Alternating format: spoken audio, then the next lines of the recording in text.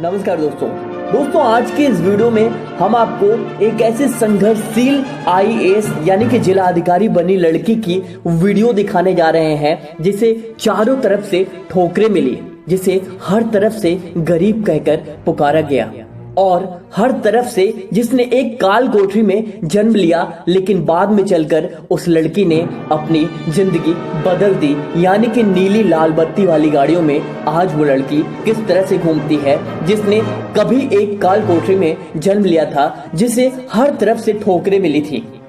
यही तकरीबन सुबह के 7 बजे थे कि दीपाली भोपाल की गलियों में खेलते हुए अपनी एक फ्रेंड पिंकी के साथ उसके घर चली गई। पर पिंकी की मां ने दीपाली को घर से बाहर निकालते हुए कहा कि तुम्हारी हिम्मत कैसे हुई हमारे घर में आने की, हमारा घर अछूत कर दिया। सिर्फ इसलिए क्योंकि दीपाली एक गरीब चूड़ी बेचने वाली की लड़की थी और पिंकी एक संपन्न परिवार से थी। वो बात दीपाली को उस वक्त समझ में नहीं आई क्योंकि उसकी उम्र मात्र 11-12 वर्ष की थी। एक दिन अपने स्कूल में मास्टर जी से दीपाली ने ये बात पूछ ही डाली कि ये अछूत क्या होता है, और पिंकी की मम्मी ने मुझे ऐसा क्यों बोला। मास्टर जी ने कहा कि बेटा तुम्हारा जो कार्य या बैकग्राउंड है उसके कारण उन्होंने ऐसा कहा। टीचर ने भी जवाब उसे नादान समझकर दिया था, पर दीपाली ने तुरंत दूसरा सवाल किया, बैकग्राउंड कैसे बदलते हैं। टीचर ने कहा बैकग्राउंड या तो आपके पिता की आर्थिक स्थिति में परिवर्तन बदल सकता है या फिर तुम कोई उच्च पद हासिल कर लो। दीपाली ने पूछा ये उच्च पद कौन सा है। दीपाली के सवाल में दर्द और हौसला साफ साफ झलक रहा था। मास्टर ने कहा बेटा अगर तुम आईएएस बन जाओ तो उससे बड़ी सर्विस नहीं है। और यहीं से शुरू हुई दीपाली के संघर्ष का सफर। जिस उम्र में हम लोग डॉक्टर इंजीनियर बनने के सपने मजाक में देखते हैं, उसी उम्र में उस दीपाली ने आईएएस बनने का संकल्प ले डाला और यही अपमान उसकी जिंदगी का टर्निंग पॉइंट बना। लेकिन दीपाली की जिंदगी में मुश्किलों की तो ये शुरुआत हुई थी। उसे केवल एक जोड़ी कपड़े मिलते थे, वो भी होली में। एक जोड़ी कपड़े में पूरा साल कैसे। एक कमरे में 5 लोगों का परिवार रहता था, वहीं खाना बनना, वहीं सोना। हम सब कल्पना भी नहीं कर सकते, पर यही बातें तो दीपाली को हमेशा उनके लक्ष्य की याद दिलाती कि उससे बहुत आगे जाना है।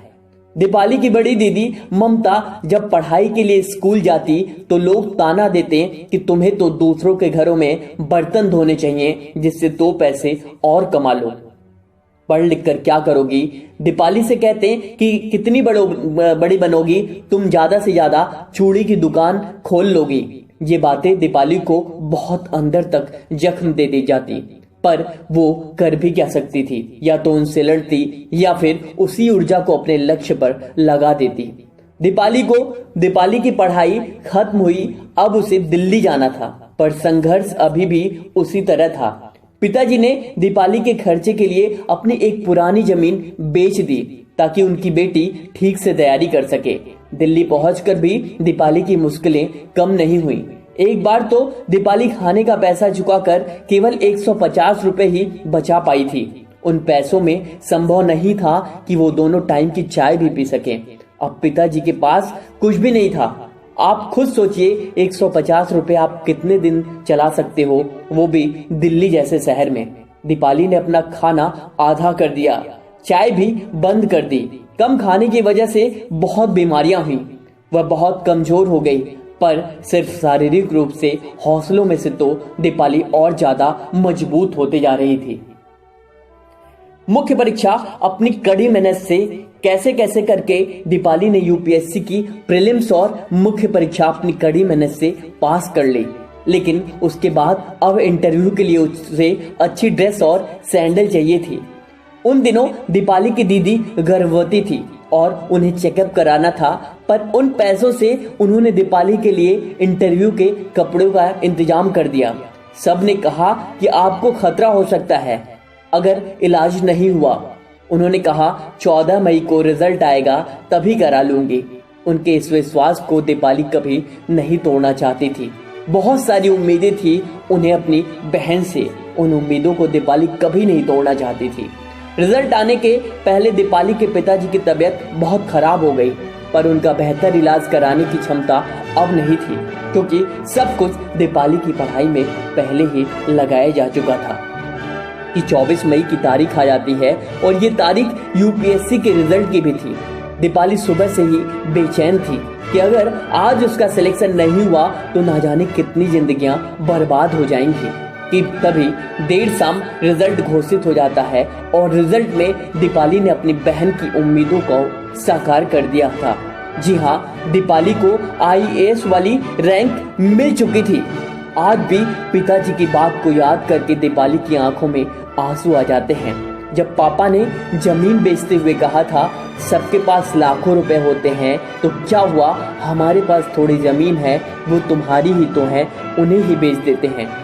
आज अगर दीपाली सफल ना हुई होती तो ना जाने कितनी जिंदगियां खत्म हो जाती। आज उन्हीं गलियों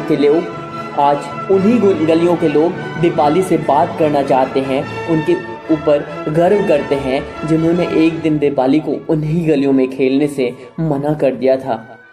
दीपाली अपनी सफलता के बारे में सिर्फ इतना कहती हैं कि अगर वास्तविक परिश्रम करो तो आज कोई भी चीज असंभव नहीं रह गई है। उनका कहना है अभाव के प्रभाव में इंसान बहुत कुछ बन सकता है। जी हाँ, अभाव के प्रभाव से इंसान बहुत कुछ बन सकता है। दोस्तों, आज क्या नहीं है आपके पास? अच्छे कपड़े हैं, अच्छा खाना है, अच्छा घर है, पर कभी आपने सोचा है कि आपके उलट एक दुनिया ऐसी भी है उन बच्चों की जिनके पास ना तो अच्छे कपड़े हैं, ना अच्छा घर है, ना खाने को है, ना ही किताबें हैं, पर वही बच्चे आईएएस, डॉक्टर, इंजीनियर आदि के सपने सजोते हैं और हर मुश्किलों से लड़कर उन्हें पूरा भी करते हैं। दोस्तों, दीपाली की जिंदगी से आप ऐसे बहुत से लोग होंगे जिनके पास किताबें नहीं होंगी, 2 वक्त की रोटी नहीं होगी, ऐसी बहुत सी समस्याएं सिर्फ आपकी जिंदगी में नहीं है। भारत देश ऐसा नहीं कि अमीरों का देश है। 80% से अधिक आबादी अभी भी गांव में बसती है और गांव का हाल बहुत बुरा है, ये सभी को मालूम है। दोस्तों, आप ये बिल्कुल मत मानिए कि सिर्फ आपके पास ये समस्याएं हैं। ऐसी समस्याएं हर एक व्यक्ति के पास हैं। हर व्यक्ति गरीबी से जूझ रहा है, लेकिन अंततः अपनी कड़ी मेहनत से वो सिलेक्शन पाता ही है। दोस्तों, यदि आपको लगता है कि आप किसी भी परीक्षा की तैयारी कर रहे हैं और उसमें पास होना चाहते हैं, तो गरीबी मायने नहीं रखती, बल्कि आपके द्वारा किए गए प्रयास बहुत मायने रखते हैं। यदि आज से आप लग जाएं तो आप उस परीक्षा को पास कर सकते हैं। ये परीक्षा चाहे आईएएस की हो या पीसीएस की हो या एसएससी की हो या बैंक की हो, रेलवे की हो, किसी भी परीक्षा को यदि आप पास करना चाहते हैं तो आज से ही लग जाएं। दोस्तों, मुझे उम्मीद है कि इस वीडियो से आपको कुछ सीखने को मिला होगा। वीडियो से सीखने को मिला तो प्लीज़ इस वीडियो को अधिक से अधिक शेयर करें। शेयर वाला बटन नीचे दिया हुआ है, प्लीज़ दबा के हर एक मोबाइल तक आज ये वीडियो पहुंचनी चाहिए। मुझे उम्मीद है आज की इस वीडियो से आपको भी सीखने को मिला होगा। तब तक के लिए धन्यवाद। नमस्कार।